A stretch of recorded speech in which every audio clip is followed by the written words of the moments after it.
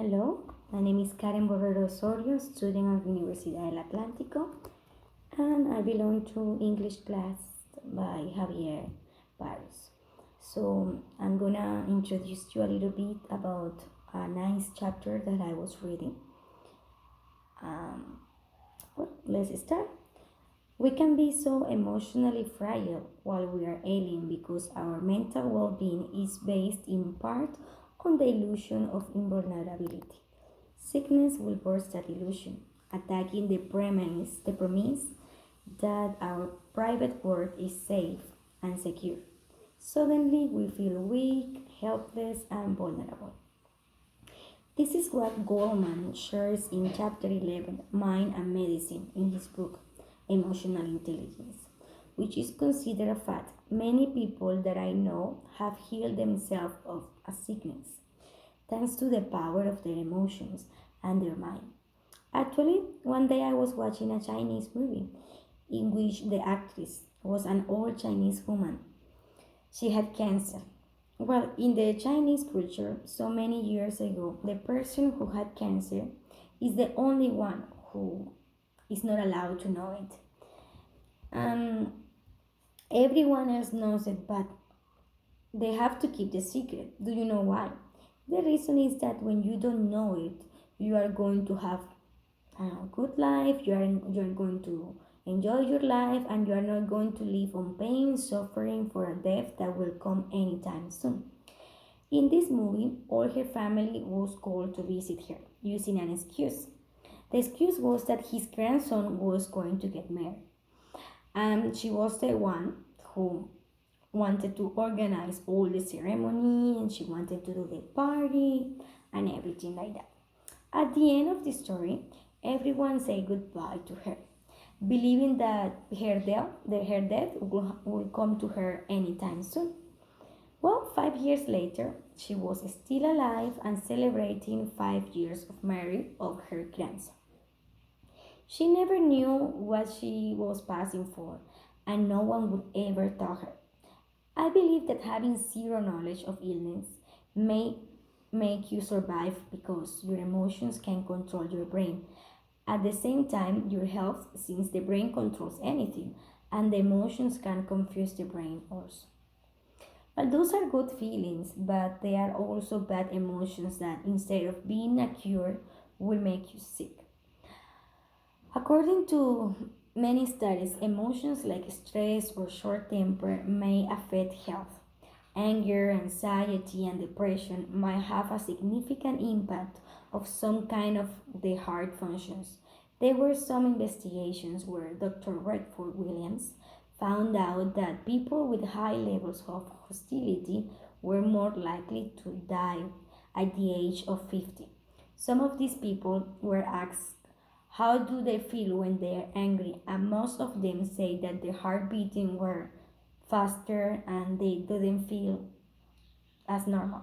Some of them, after studies and attempts to decrease their age level and also increasing the anger levels, they showed that their heart functions were improving. Anyways, the finding in this study was that the power of anger is strong enough to damage the heart. Anger can kill someone faster than cholesterol, blood pressure, diabetes, or alcohol or tobacco. Of course, no one is saying that anger alone causes coronary artery disease. It is one of several interacting factors, as Peter Kaufman explained.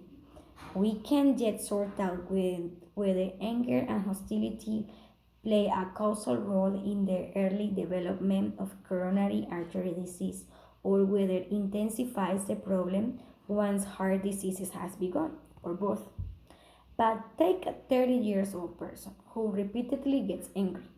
Each episode of anger adds an additional stress to the heart by increasing his heart rate and blood pressure. When this is repeated over and over again, it can do damage. If your heart rate is faster and blood pressure is higher because you are habitually angry, in over 30 years that might lead you to a faster coronary disease. Besides anger, there are many other feelings that may affect your health, as is anxiety. This one will most probably affect your stomach and also your digestive system. The person who is worried all the time will have gastrointestinal troubles. This is an example of how anxiety and stress exacerbates medical problems. This is in general what McKeon says. Evidence is mounting that the nervous system is subject to wear and tear as a result of a stressful experience. Normally, or I will say all the time, we are facing any kind of viruses and diseases like is flu, cold, and even herpes. But ordinarily, our immune system fights them off, except that under hard emotions like stress, those defenses are more often to fail. The more stressed we are in life, the more likely to catch a cold, flu. So, stress itself weakens the immune system and can lead to death. One of the reasons is that depressed patients were much more worse about completing with their medical regimens. They are more likely to cheat in their diets, for example, which puts them at higher risk. Now, there might be a sedant to the brain, which is positive, or a cost to the power of the mind, which is negativism, which can help improving on worsening or decreasing health. For example, 122 men who had heart attack were evaluated on their degree of optimism and pessimism. 8 years later, these people were already encountered again, and 21 of the 25 pessimists died, and 25 optimists, only 6 of them died. Their mental outlook proved a better predictor of survival than any medical risk factor. Like it is near causing optimism, hope has healing power. One theory proposes that pessimism leads to depression, and this interferes with the resistance of the immune system to tumors and infections. Well, this is not proven at present, anyways. Some studies have found that pessimist people smoke more, drink more, and exercise less than optimist people, and they are more careless about their health habits. Also, loneliness is a behavior that affects life. Someone that don't talk to anyone about their feelings, they double the chances of sickness or death. Isolation itself is, well, it was a report in 1987 that concluded that it is a significant to mortality, as is smoking, high blood pressure, cholesterol, and obesity. Smoking increases also the mortality risk by a factor of 1.6, while social isolation increased by a rate of 2.0, making it greater health risk. This isolation that I mentioned is the one that locks down from the entire world, the one that no one enjoys. But the one that I'm gonna talk about now is the one in which a person enjoys few friends and also likes to have social dates. That that kind of isolation is not bad for anyone's health because people are actually enjoying it. Also, relationships with people is important for all of us. In school, in work, or with family. The most important people in our life is the one that we see every day. And the more that can affect us if we have any inconvenience or troubles or we don't like each other, something like that. But also, the more it matters to your health is the person that is with you all the time and can affect your life.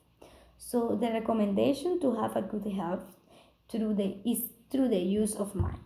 It is basically helping people to better manage their upsetting feelings like anger, anxiety, depression, pessimism, and loneliness. Since data shows that the toxicity of this emotion is high, one way to do this would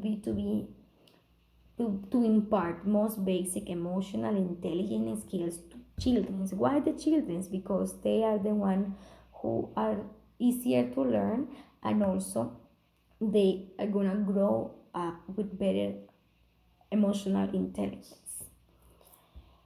One day, I think that it will be proven that psychology of hopefulness is somehow helpful biologically to the body's fights against disease. In the point of view of pedagogy, all these behaviors mentioned above affect the interaction of the students and also the ability to keep all the knowledge in their brain.